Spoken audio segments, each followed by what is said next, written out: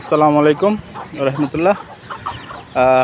আকাশের পরিস্থিতি খুব খারাপ, যে কোনো সময় বৃষ্টি আসবে। দেখেন আমার খামারের পরিস্থিতি, আকাশের পরিস্থিতি খুবই খারাপ।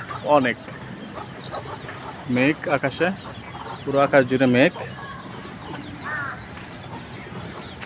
আমার এই ভিডিওতে ছোট ছোট বাচ্চাগুলো আপনারা দেখতে পারতেছেন না, কারণ হইতেছে আমি ওই বাচ্চাগুলো একসাথে সংগ্রহ করে ব্লুডিংয়ে পাঠাইছি।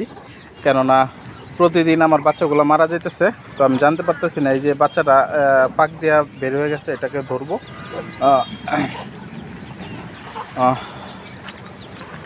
খুব পেরেশানি আছি। প্রতিদিন এসে ঘুম থেকে উঠে খামারে ঢুকতেই দেখি দুইটা তিনটা একটা দুইটা বাচ্চা মারাই যাইতেছে।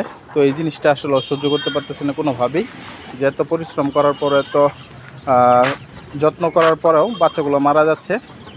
তো আমি বাধ্য হয়ে বাচ্চাগুলো ব্রুডিংয়ে পাঠাইছি।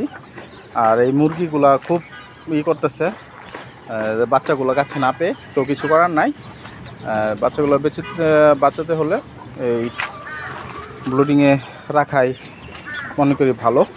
আমি শনাক্ত করতে পারতেছি না কী কারণে বাচ্চাগুলো মারা যেতেছে, খাবারের জন্য, অসুস্থতার জন্য, না মুরগির অবহেলার জন্য। ঠিক আছে, তাই আমি ব্রুডিংয়ে পাঠিয়ে দিছি। এদের পর্যাপ্ত খাবার থাকবে, আমি একসাথে সবগুলার টেক কেয়ার করতে পারবো, খোঁজ খবর রাখতে পারবো যে এগুলার কী হাল হাকিকত। এই যে সুন্দরভাবে করে দিচ্ছি, উপরে দিয়ে দিচ্ছি যেন পানি না পড়ে, কারণ ভাঙা টিন দিয়ে আমার খামার ভিতর পানি পড়ে। আমি আজকে খামারে দেখি বৃষ্টিতে গোসল করবো, আর দেখবো যে খামারে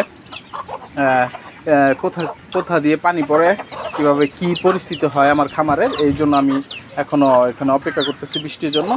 আর সিজনের প্রথম বৃষ্টি, ইনশাল্লাহ ভিজবো। এই দেখেন চারদিক অন্ধকার হয়ে আসছে। ঠিক আছে, আমি প্রায় আধা ঘন্টা যাব অপেক্ষা করতেছি বৃষ্টির জন্য। বৃষ্টিতে গোসল করব, প্লাস আমার খামারের পরিস্থিতিটা দেখব বৃষ্টিতে কি হয়। আপনারা সাথেই থাকুন। আসসালামু আলাইকুম ওয়া রাহমাতুল্লাহি ওয়া বারাকাতুহু।